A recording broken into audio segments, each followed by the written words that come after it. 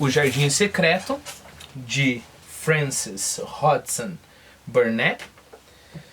Capítulo 1. Não sobrou ninguém. Quando Mary Lennox foi mandada a Misselthwaite Manor para morar com o tio, todos disseram que ela era a criança de aparência mais desagradável que já tinham visto. E era verdade mesmo.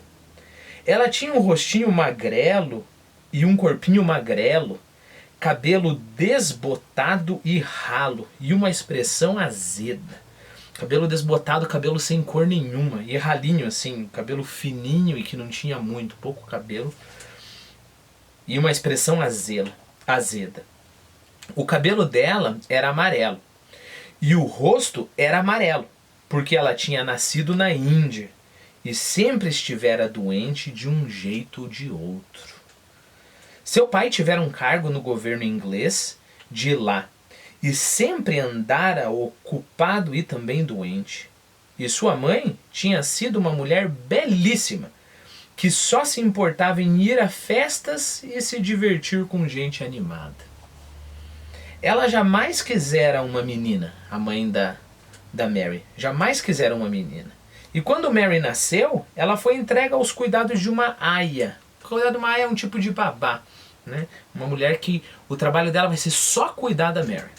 Então ela foi entregue aos cuidados de uma aia, a quem deixaram claro que se quisesse agradar a Mem Sahib é o nome da mãe da nossa personagem principal, da Mary. Então falaram para ela, ó, se você quiser agradar a Mem Sahib, a patroa, ela deveria manter a criança fora de sua vista o mais que pudesse. Quanto menos a mãe dela, a Mem Sahib, ver ela, melhor, né? Mais feliz a patroa vai ficar. Lembre-se que a patroa prefere muito mais ir para festas e conversar com gente animada. Então, quando ela era um bebezinho doentio, irritadiço e feio, irritadiço quer dizer que se irrita muito facilmente e feio, mantiveram-na fora do caminho.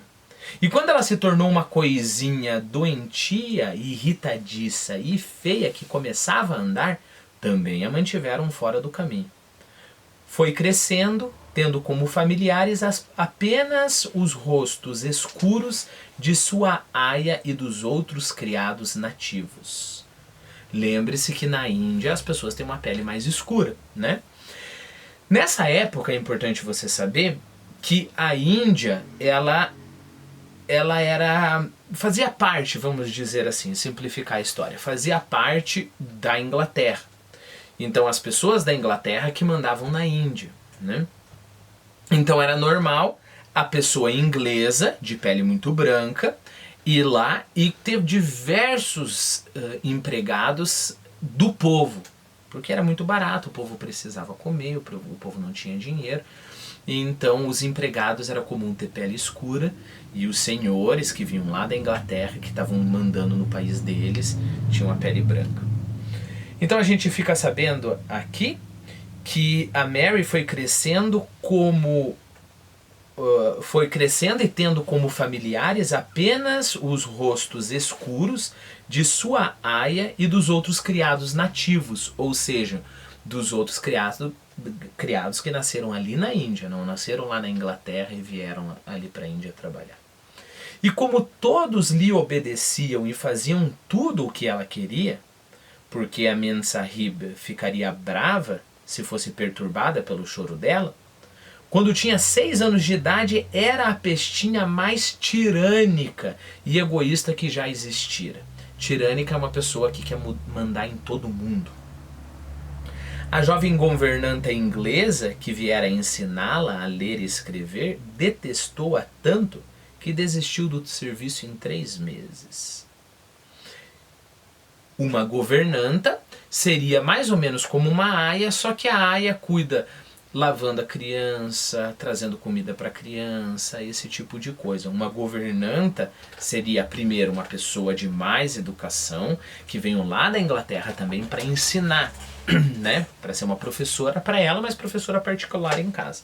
Só que a governanta detestou-a tanto que desistiu do serviço em 3 meses. E quando outras governantas vieram tentar ocupar a vaga, todas acabaram indo embora ainda mais rapidamente do que a primeira. E assim, se Mary aprendeu a ler, foi só porque resolveu que realmente queria ser capaz de ler livros. Numa manhã terrivelmente quente, quando ela tinha uns 9 anos, acordou sentindo-se muito mal-humorada. E ficou ainda mais quando viu que a criada que estava ao lado da sua cama não era sua aia. Por que é que você está aí? Ela perguntou à estranha. Não quero saber de você. Mande vir a minha aia. A mulher ficou com medo, mas apenas gaguejou que a aia não podia vir. E quando Mary ficou furiosa e bateu nela e a chutou, ficou com mais medo ainda e repetiu que não era possível que a aia viesse cuidar da senhorita Sahib. Havia algo de misterioso no ar naquela manhã. Nada estava sendo feito da forma costumeira, e vários dos criados nativos pareciam ter sumido, enquanto aqueles que Mary via se esquivavam correndo pela casa com os rostos pálidos e apavorados. Mas ninguém lhe dizia nada, e a aia não veio. Na verdade, ela foi deixada sozinha a manhã toda. E por fim, saiu no jardim e começou a brincar por conta própria debaixo de uma árvore perto da varanda. Fez de conta que estava plantando um canteiro de flores e espetou grandes flores de hibisco vermelho em montinhos de terra, enquanto ia ficando cada vez mais brava e resmungava para si mesma as coisas que iria dizer e do que iria xingar Saidie quando ela voltasse. Saidie é o nome da aia dela que não veio, né? Sua porca, filha de porcos, dizia, porque chamar um nativo de porco era o pior dos insultos. Então é por causa disso que ela estava planejando chamar a aia dela de porca. Ela estava rangendo os dentes e repetindo isso sem parar quando ouviu sua mãe saindo na varanda com alguém. Era um jovem louro e os dois ficaram ali parados conversando em voz baixa e num tom estranho. Mary conhecia o jovem louro que parecia um menino. Ouvira dizer que era um oficial muito jovem que acabara de chegar da Inglaterra. A menina ficou olhando para ele e ainda mais para a própria mãe. Sempre fazia isso quando tinha a chance de vê-la, porque a Mem Sahib, Mary também costumava chamá-la assim quase sempre, ou seja, a Mary não chamava ela de mamãe, né, ou nem de mãe, só chamava de Mem Sahib. Era uma mulher tão alta, esbelta e bonita e usava roupas tão elegantes.